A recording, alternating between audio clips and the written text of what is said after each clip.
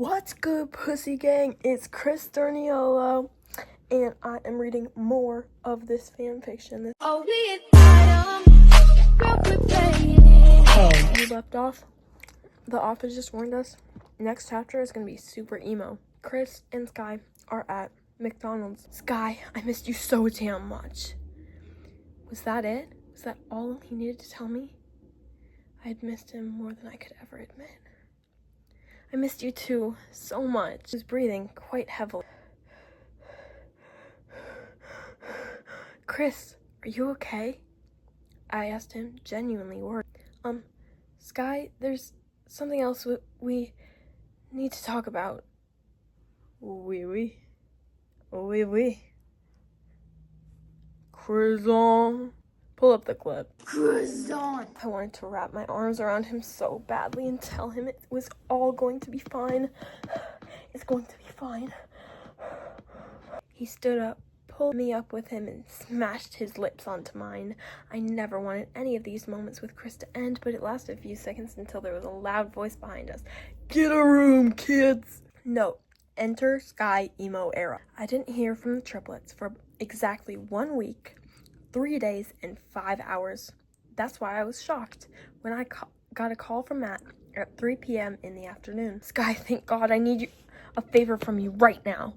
So he wants to talk to me? Matt, what's going on? Nick's been, he's been taken into hospital. He, got hit by this drunk driver in a car. Nick, with the warmest smile and purest heart, no. So I sobbed. I didn't even care if Matt was still on the phone. I'm gonna start sobbing because this wig is so itchy. But it's okay, because I look good. Low-key, like, lesbians hit me up, bro. Lesbians hit me up. Yeah. Or bisexuals, I don't care. Anyone that likes women. Anyways. Actually, if you're a straight man, any woman that likes a woman, okay? If you're a man, back off, please. He's okay, only just a broken leg and a finger. Thank God. I choked out, but that's when I saw them. They weren't there before. Outside Nick's room in the hospital, sat down on 2 of the 4 chairs there, but with 1 seat gap between them, were very tired Matt and Chris. Kyler went right ahead of me and sat on the chair that wasn't in between them, leaving me no choice. Awkwardly, I perched onto the seat in the middle of Matt and Chris. Matt spoke up. I'm gonna go get a drink from the vending machine down there, and signaled to it. Anyone want to come too, or does anyone want anything? I glanced over at Matt. 1 tear went racing down his cheek, and before he could wipe it, I brought my hand up and removed it myself. I noticed Matt staring intensely at me. I turned to look at him and began to speak, but he leaned in, pressing his lips softly against mine. I let out a small gasp before accepting it. I don't know if it was the stress of the current events or something else, but it felt right. Suddenly, we heard a soft thud of something falling to the ground. Matt broke away from the kiss and stared in shock. Chris, who had turned to the corner and witnessed the scene. Chris, it's not what you think, Matt pleaded. I only now noticed the flowers lying by his feet. Were they for me? No, they're for Nick, you dumb fuck. Who's in the fucking hospital, Nick? When you're in the hospital, do you get flowers for the girl that you and your brother are arguing over? Or flowers for your brother who almost fucking died in a car crash? Okay, if you go for the first option, you're dumb as fuck. Chris turned and left angrily without a word. So basically, she woke up, she couldn't sleep. Matt couldn't sleep either. They both go into the kitchen to grab a water at the same time. Matt proposes. He's like, hey, you want to go on a drive? And she's like, yep. And so they're back at fucking McDonald's again. Parked, Matt grabs his phone from beside him, went off his playlist and put on another song, a song I recognized all too well. He leant over quickly and whispered in my ear, I know you like this song. Hips Don't Lie by Shakira was playing, and he turned it up loud and started dancing. We scanned each other's eyes. How did he know that I adored this song? He was a dream, but real. I joined in with his dancing and giggled at his amusing moves. Matt's gaze traveled down my body, specifically to my hips. He mumbled something under his breath. Your hips really don't lie. Oh my God! He froze up immediately. A sudden rush of confidence went racing through me. What? I smirked, giving him a little shake. I put my fingers to his lips. Shh. I hushed him, and then I kissed him. He was taken way off guard. He hesitated for an instant, but melted into it anyways. The kiss lasted a few seconds. We both pulled away and smiled. As much as I could stay here the whole night, we do have to get some sleep so we can pick up Nick tomorrow. If anyone else wakes up, they'll notice we're both gone. I gave Matt a quick peck on the cheek as he said goodnight softly and went to his room once again to sleep. There was a noise. No! There was somebody coming down the corridor. They most likely saw Matt and I come in or heard us to a degree. I tried to rush back to the couch and pretend I was asleep, but there was already a body standing in the doorway, glaring at me intensely, dry tears on their cheek. They most definitely saw Matt and I return. It was Chris. So basically, they just picked up Nick from the hospital, and so it's her brother Kyler, Nick, Matt, and Chris. Kyler and Nick are in the back. Chris is in, like, the way back. Skye and Matt are in the front. One thing I noticed, though, was Kyler and Nick. They seemed to really get on with each other, to say the least. At one point, their fingers brushed briefly together, and they couldn't stop looking deep into each other's eyes. Perhaps? No. I'll just let them figure it out. They had just met, after all. Matt dropped us off at home, and Chris didn't directly talk to me at all. I missed him.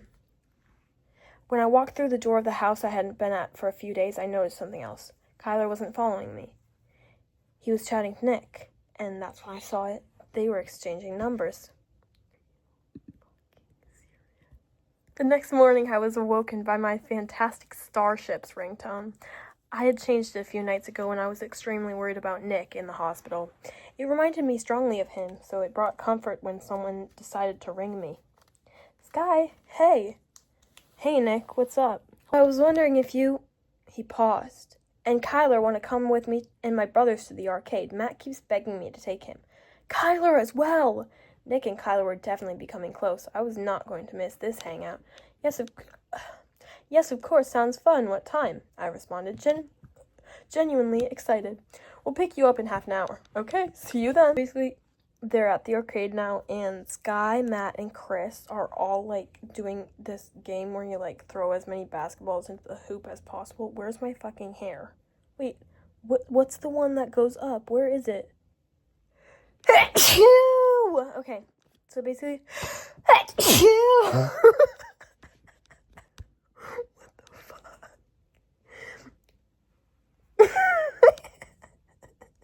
What the fuck? As the timer went for Matt, Chris and I locked eye contact, then looked away when the game started. To see Matt's ability, I could feel his blush on the side of my head closest to him.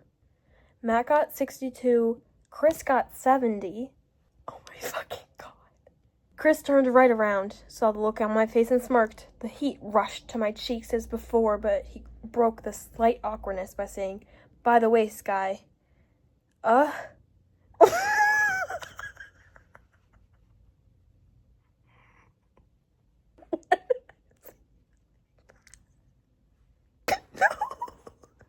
No, I'm peeing my pants.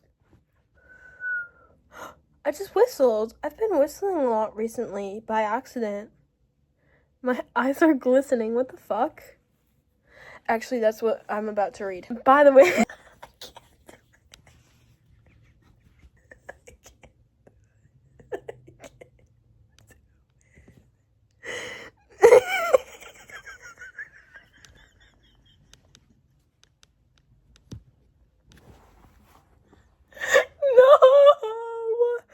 No, I'm peeing my pants. I can't.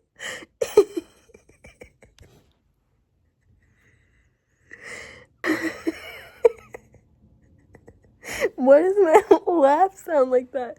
You know those TikToks where it's like a millennial, or no, it's like a Gen Xer who's making the TikTok, and they say something that's like, oh, like mildly funny, but it's like not funny at all. but it's like, oh, like Gen X humor or something.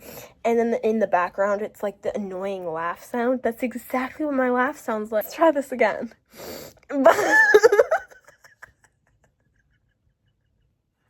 Fuck.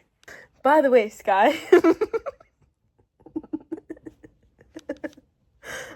I wasn't sure what he might say. He made me so nervous in the best way. I was so scared that he'd call me out on my tomato red cheeks. Your emerald...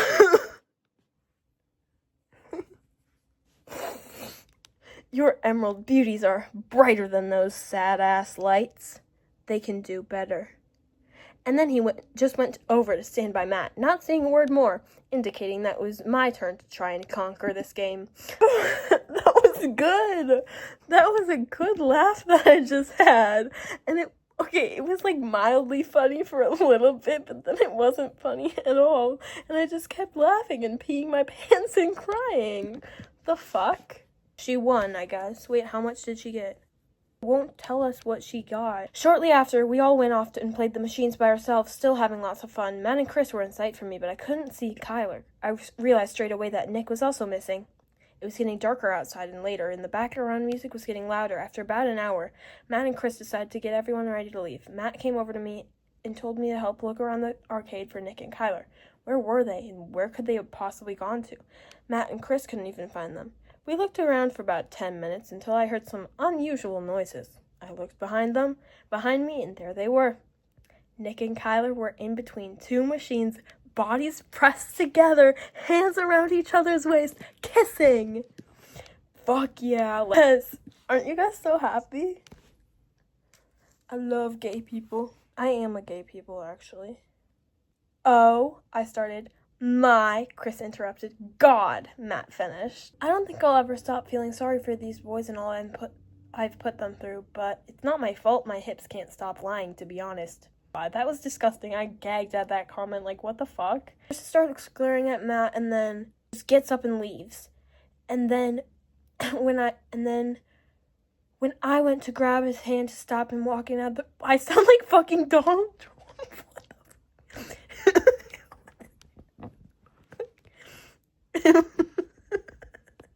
This isn't even that funny.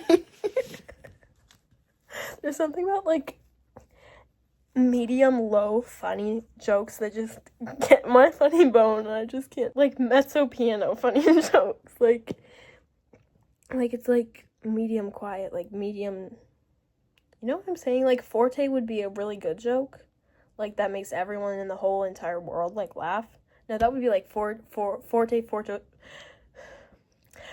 fortissimo or whatever, but, like, I'm into a good mezzo piano joke. You know what I'm saying? Speaking of mezzo piano jokes, I have a mezzo forte joke. It's actually not that funny. Just, like, the way that they abbreviate it is motherfucker. MF.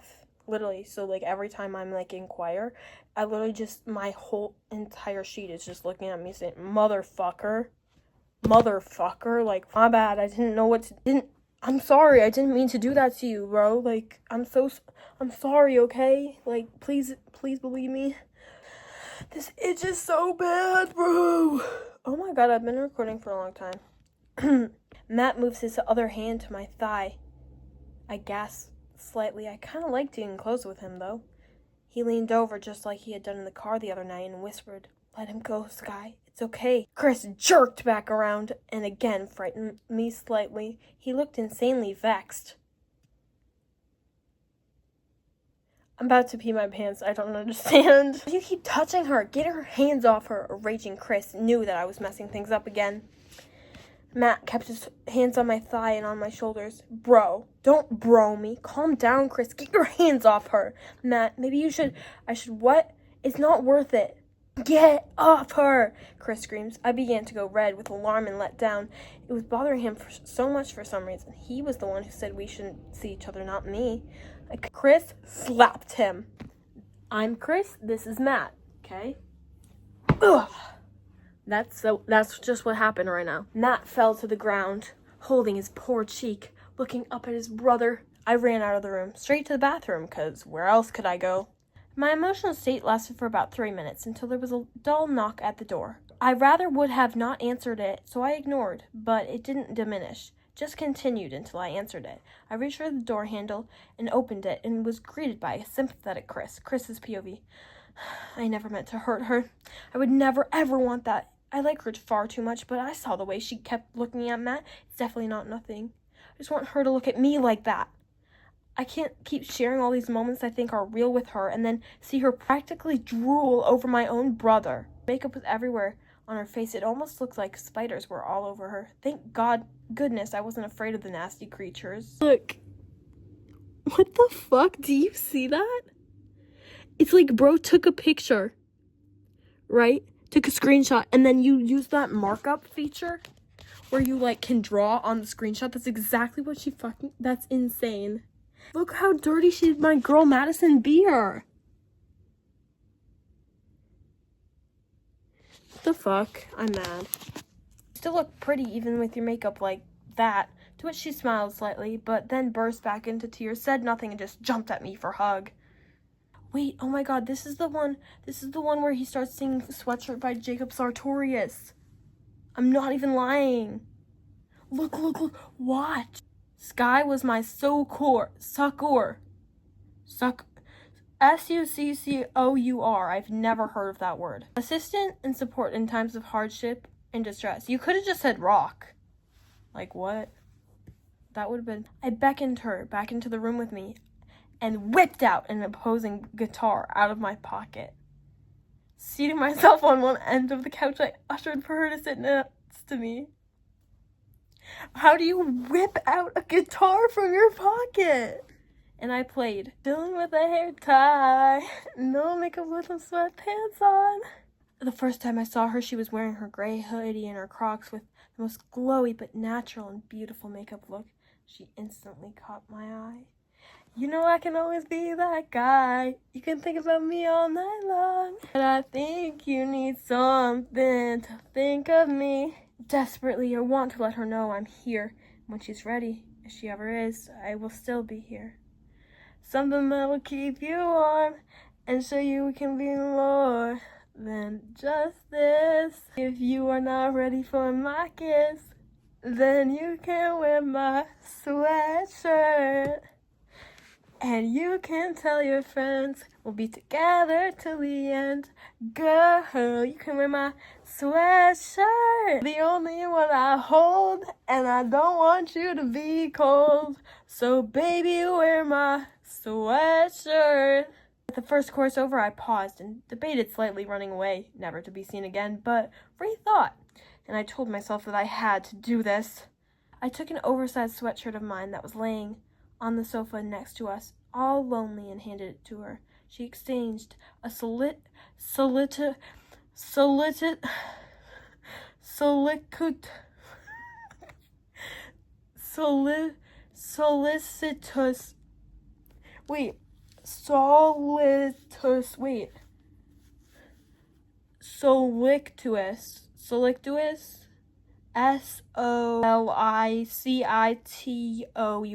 glance. Isn't that an adverb for like going to door and like knocking? You want some Girl Scout cookies? Like that's soliciting. Solicitous. Maybe? Watch me get every single pronunciation wrong. Go to sleep at night when you wake up in the morning. And when you walk the halls, girl, you know you want to flaunt it. Said this may be the start of something new. Girl, I'm gonna tell you exactly what I want to do is more than just this. So baby, if you are not ready for my kiss. She seemed as though she'll never be ready with Matt around anyways, but Skye was worth it. Then you can wear my sweatshirt. And you can tell your friends we'll be together till the end. Girl, you can wear my sweatshirt. 'Cause you're the only one I hold. And I don't want you to be cold. So baby, wear mine.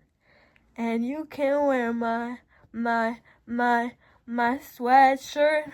I don't want to be cold, cold, cold, so you can wear my... Throughout the entire song, I felt myself glimpsing back up at her every few seconds to see her reaction. She didn't once lift her alluring emerald eyes off of me. Although I couldn't tell if she was exactly impressed, I still hoped she was at least liking it. Her opinion meant a lot to me, I had to admit. So you can wear my sweatshirt, and you can tell your friends we'll be together till the end. Girl, you can wear my sweatshirt, 'cause you're the only one I hold, and I don't want you to be cold. So baby, wear my sweatshirt, 'cause you're the only one I hold, and I don't want you to be cold. So baby, wear my... Boom. I finished with a flourish, setting my guitar neatly back in my pocket. It felt like a rush of energy had targeted me, and when I strummed the final chord, I looked back up at her, and everything felt as it was. Her eyes were finally shining in awe, and I had secretly been longing them to be. She was boring into me after the song I had shown her. I couldn't help but stare in return, entranced by her goddessness. We both began to lean in. I felt a small smile creep its way onto my lips. I just wanted her now and forever. Slight noise as I went to place my lips onto hers, but I continued ignoring it, wanting it to live this second. My eyes shutting closed, everything faded away when I was with her. The moment her soft lips were milometers away from mine, she turned her strangely enlarged head fully to the right. Eyes widened. I just managed to place a kiss on her cheek. Standing abysmally and wrathful in the doorway was my brother. He had seen it all. There's merch.